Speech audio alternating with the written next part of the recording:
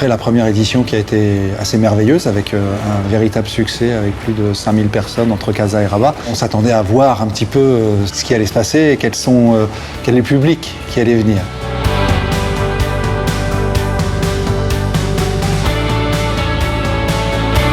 Et en fait, cet écho a été au-delà de nos espérances, puisqu'un collectif Colibri s'est créé. Le mouvement Colibri Maroc, c'est un collectif de citoyens marocains qui, face aux déchets, face aux problématiques de la protection de l'environnement, se sont réunis.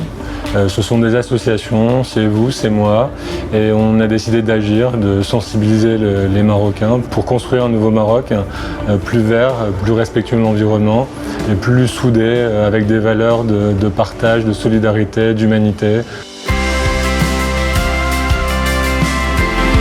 Un collectif structuré qui réunit à peu près une centaine de personnes, associations, entreprises, individus qui se réunissent de façon assez régulière autour de l'Institut français et qui nous ont aidés à construire cette deuxième édition. Cette année, on a essayé d'anticiper, de travailler encore plus de temps avec eux, de faire des réunions presque hebdomadaires, c'est-à-dire on se voyait une fois par semaine.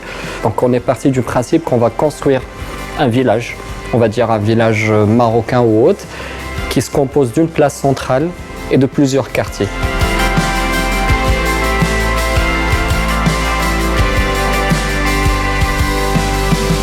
C'est un village qu'on a voulu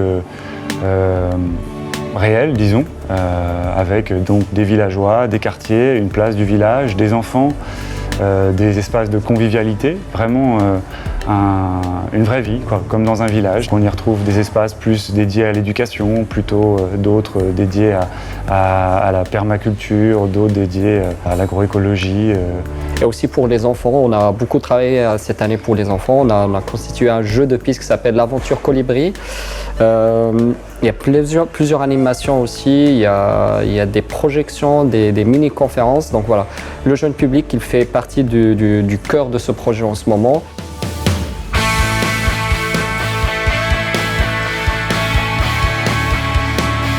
L'Institut français, il est moteur nous concernant.